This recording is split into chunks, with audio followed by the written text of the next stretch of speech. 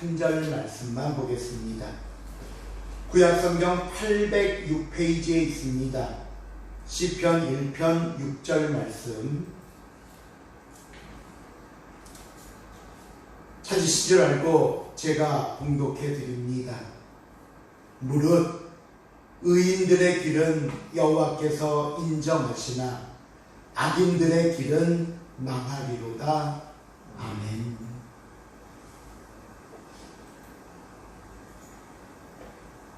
우리가 지난 월요일부터 성경 다독 대회를 시작하고 한 주가 지났습니다.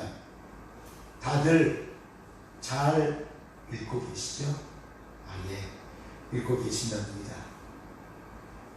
내일부터 금요일까지는 후반부 특별 새벽 기도회를 작정하고 기도하는 시간을 또한 갖고자 합니다. 특별히 새벽 시간에는 새벽 시편 산책이라는 주제로 시편 안에 있는 5곳의 말씀을 가지고 기도를 하려고 하는데요. 시편은 한 편의 시이자 노래이면서 성도들의 기도라고 말할 수 있습니다. 여러분이 시편을 읽어보시면 여러 명의 저자들이 자신들의 삶을 찬양과 기도의 형식으로 기록한 것을 보실 수 있으실 것이고요.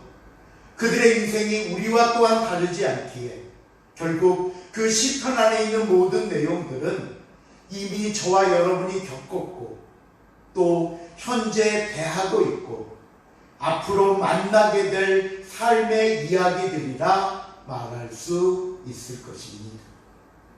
그 중에 오늘 본문 시편 1편은 이 시편 전체 150편을 여는 서론이자 대문에 해당되는 말씀이고요. 오늘 본문의 중심 주제는 그럼 어떤 사람이 복이 있는 사람인가 하는 내용입니다. 우리는 오늘 말씀을 통해 크게 2가지를 살펴보려고 합니다. 첫째는 어떤 사람이 복을 받을 수 있는지, 두 번째는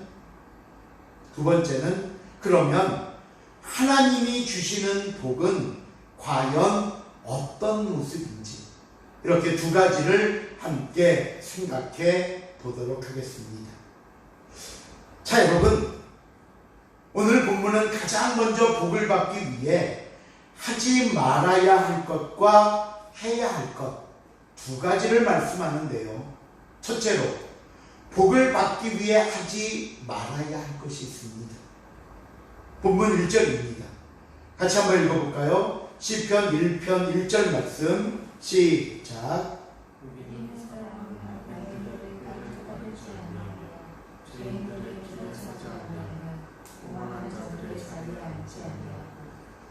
복 있는 사람이 되기 위해 절대로 하지 말아야 할 것 3가지가 있는데, 첫째, 악인들의 꾀를 따르지 않는 것. 둘째, 죄인들의 길에 서지 않는 것. 셋째, 오만한 자들의 자리에 앉지 않는 것입니다. 이 3가지를 다시 한번 좀 자세히 살펴보면 가장 처음은 생각입니다. 생각. 악인들의 꾀. 분명히 죄인 줄 압니다. 하나님의 자녀로서 해서는 안 되는 것인 줄 알면서도 그들의 그런 삶과 모습이 부러울 때가 있습니다. 세상에 뒤처지지 않겠다는 이유로. 그래도 우리가 세상에서 사는데 세상 사람들처럼 살아야 하지 않겠느냐는 욕심 때문에 악인들의 생각을 따라서 살 수밖에 없다고 말하기도 합니다. 오늘 성경은 이런 그 생각이 행동이 아닙니다.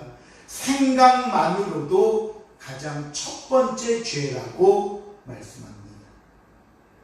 다음은 생각이 굳혀야 되고 행동으로 옮겨지면서 죄인의 길에 들어서게 됩니다. 그러다 보니까 세상 사람들처럼 행동합니다. 그들이 얻는 방법을 통해 나도 얻으려고 합니다. 그러다 보면 내 삶은 하나님과 멀어지면서 세상 사람들처럼 점점 변화가게 됩니다. 그리고는요, 뭐라고 말하는 줄 아십니까? 그래, 역시 이 방법이었구나. 그동안 괜히 하나님 믿는다고 혼자 착한 척하고 혼자 의롭고 살려고 했지만 다 부질없는 짓이었구나. 역시 세상은 세상 사람들처럼 살아야 돼.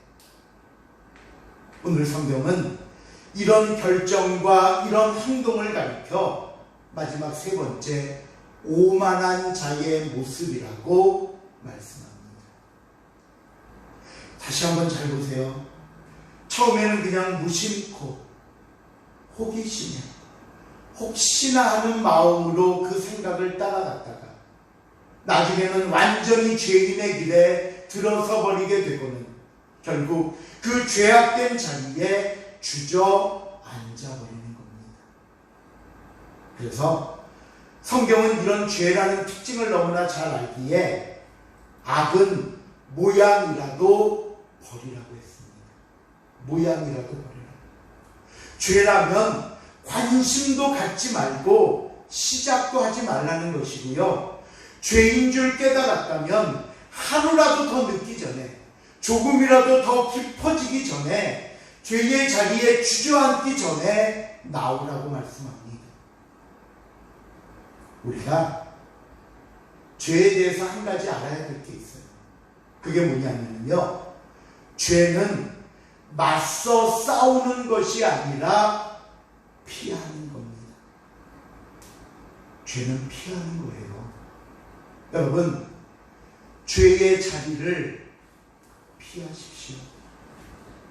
죄를 짓게 되는 사람을 피하십시오. 죄를 만드는 상황과 환경을 만들지 마십시오. 옛말에 근묵자흑이라고 했죠. 먹을 가까이 하면 검은색이 묻을 수밖에 없습니다. 내가 죄와 가까이 하면서 죄를 즐기고 좋아하면서 어떻게 하나님의 자녀라고 말할 수 있고 더 나아가 하나님이 주시는 복을 기대할 수 있겠습니까? 복을 받기 위해 우리가 하지 말아야 할 것, 그것은 죄를 짓지 말아야 한다는 사실을 성경은 우리에게 가르쳐 줍니다. 두 번째, 이번에 복을 받기 위해서는요, 해야 할 것이 있습니다. 아까는 하지 말아야 할 것, 이번엔 해야 할 것이 있는데 본문 2절입니다. 우리 2절 말씀 또 한번 같이 읽어볼까요? 2절 시작. 오직 여호와의 율법을 즐거워하여 그 율법을 주하는 자가 우리가 복을 받는데 필요한 분은 하나님입니다. 하나님을 예배하고 하나님의 말씀을 듣고 그 말씀을 배우고 익혀서 그 말씀대로 순종하는 사람이 복을 받는 자라고 말씀합니다. 그렇다면 여러분, 왜 하나님이라고 말씀할까요? 왜? 그것은요, 하나님께서 우리 인생의 생사화복을 주관하는 주인이 되시기 때문입니다. 내 인생의 주인, 나의 주인이라고요. 신명기 8장 17절 18절을 보면요, 이런 말씀을 합니다. 제가 한번 읽어볼게요. 그러나 네가 마음에 이르기를 내 눈과 내 손의 힘으로 내가 이 재물을 얻었다 말할 것이라. 내 하나님 여호와를 기억하라. 그가 내게 재물 얻을 능력을 주셨습니다. 이같이 하심은 내 조상들에게 맹세하신 언약을 오늘과 같이 이루려 하심이니라. 우리는 가끔 나의 성공이 내가 혼자서 이뤄낸 결과라고 생각합니다. 나에게 좋은 학벌이나 지식이 있어서 내가 정말 열심히 노력해서 이런 복을 받았다고 생각하는데 성경은 분명히 말합니다. 아니라고. 여러분, 우리가 배울 수 있었던 것도 하나님이 주신 기회와 축복이었습니다. 우리가 벌 수 있는 직장이나 상업이 있는 것도 그곳에서 실력을 발휘하며 지혜와 능력을 행할 수 있다면 그것 또한 역시 하나님이 주신 선물이었습니다. 심지어 오늘 우리가 이렇게 살아서 활동할 수 있는 생명, 건강까지도 모든 것이 우리에게 주신 축복의 결과라고 말합니다. 여러분은 이 사실을 믿으십니까?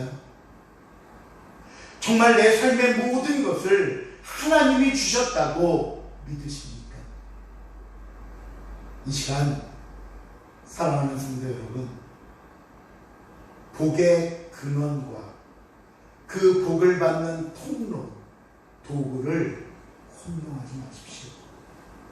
근원과 통로는 다릅니다. 제가 예전에 한번 드렸던 말씀인데요, 새로 들으시는 분도 계시니 다시 한번 말씀드립니다.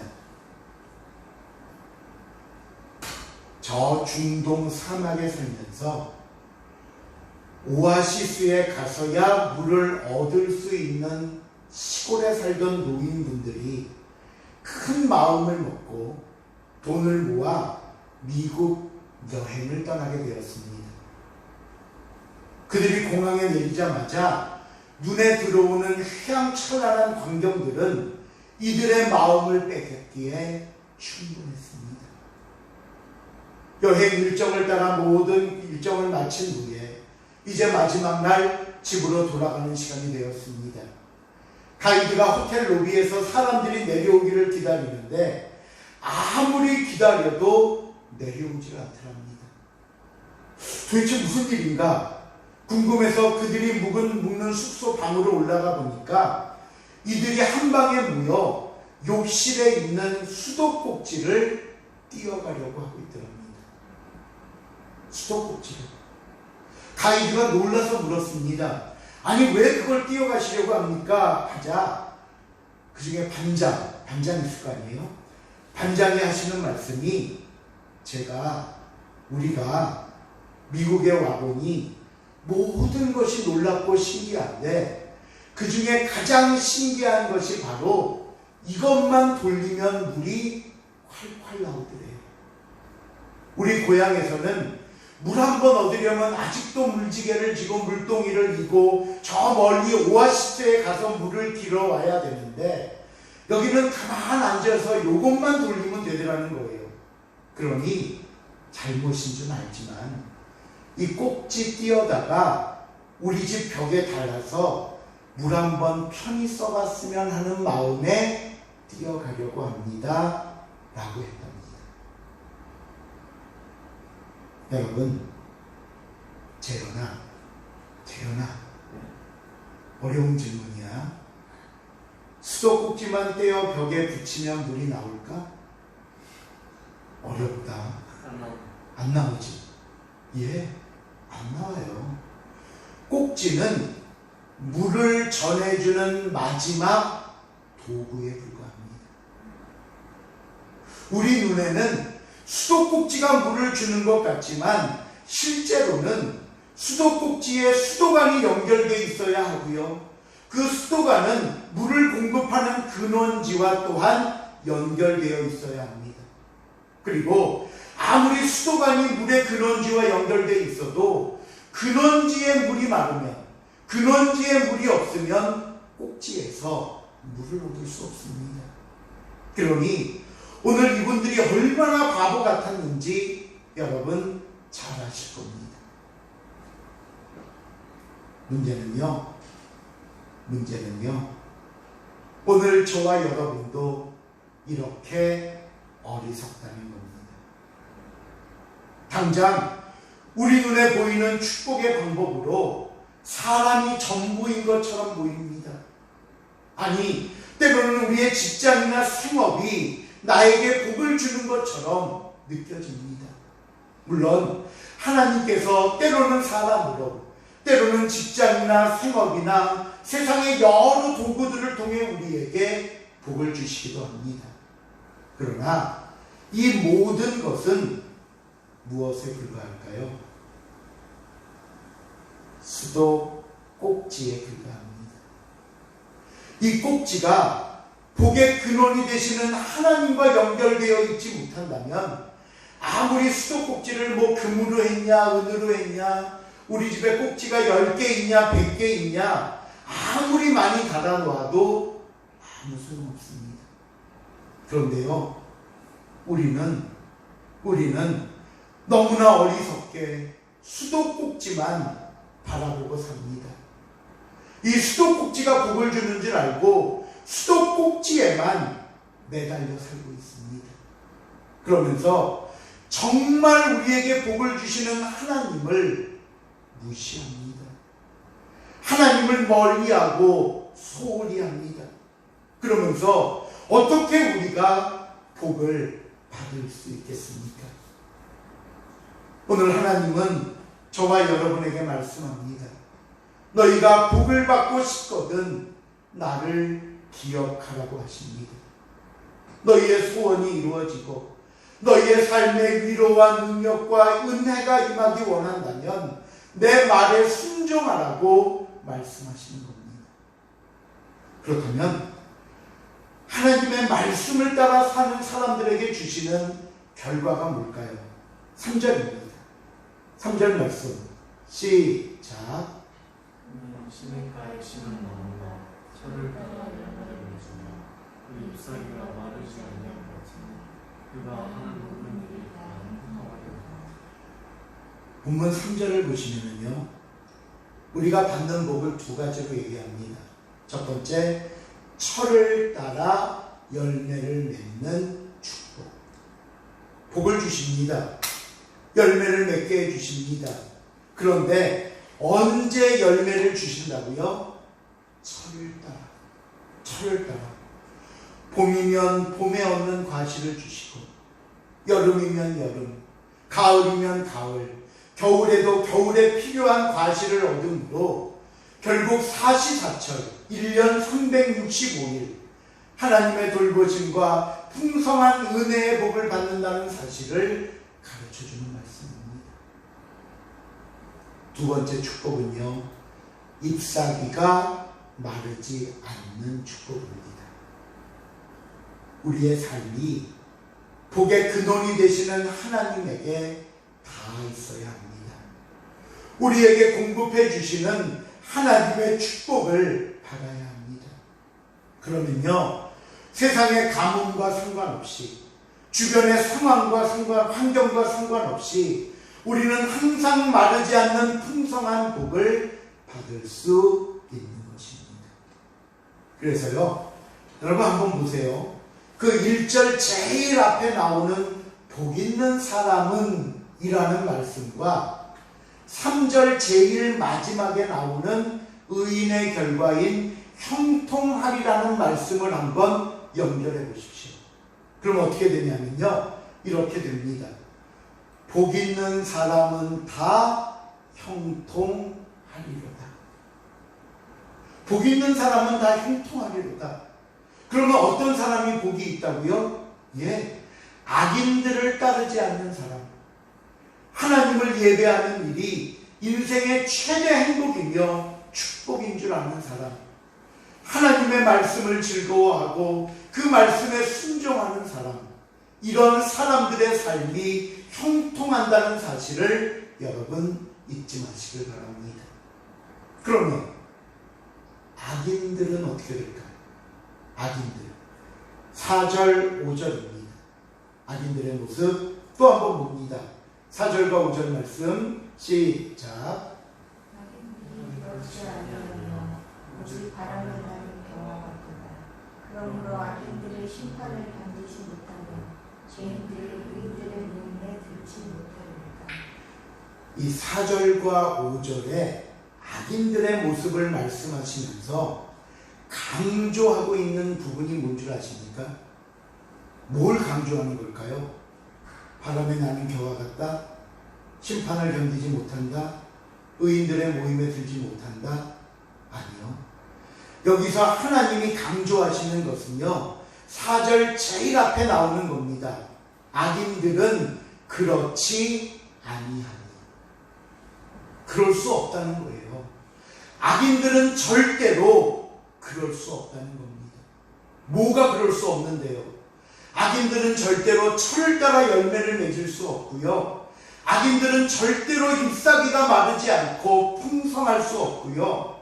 악인들은 절대로 하는 모든 일들이 다 형통할 수 없다고 말씀합니다.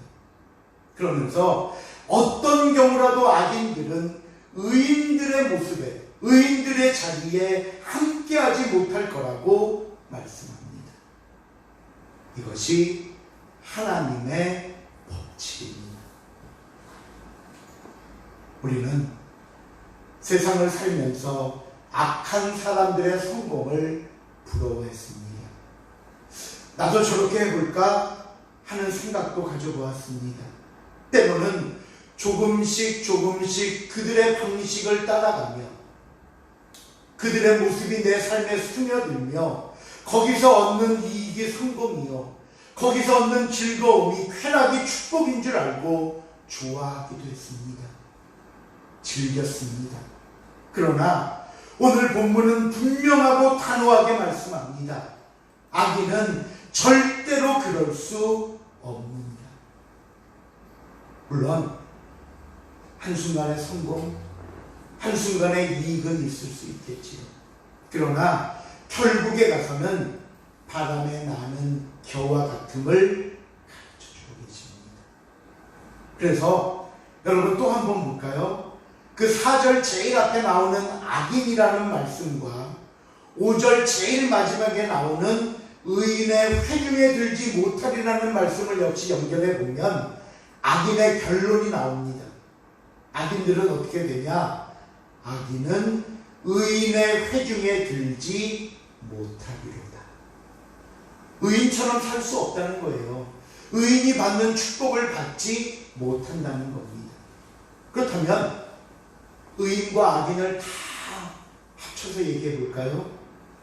의인의 삶은 형통하지만 악인은 의인의 회중에 들지 못하리로다. 이것이 하나님의 법칙이고 하나님의 약속이고 하나님의 준엄한 심판입니다. 마지막 6절 결론이 나옵니다. 같이 한번 읽어봅니다. 6절 말씀 시작. 의인들의 길은 여호와께서 인정하시나 악인들의 길은 망하리로다. 이것이 결론이면서 이것이 어떻게 복을 받을 수 있는지 분명하게 가르쳐 주시는 말씀입니다.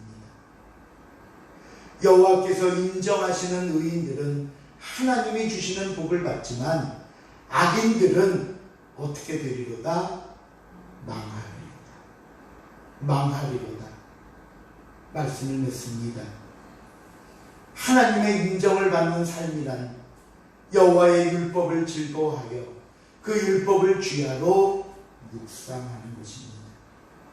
여러분, 2021년 후반부가 시작이 됩니다.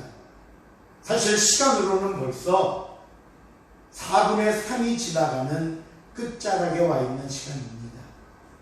우리가 지난주부터 시작된 성경 다독대회, 내일부터 한 주간 특별 새벽 기도회, 이것이 하나님의 복을 받기 위한 말씀과 기도의 기회임을 여러분 기억하시고 순종함으로 모든 은혜를 받아 누리는 저와 여러분이 될 수 있기를 다시 한번 주님의 이름으로 부탁을 드립니다.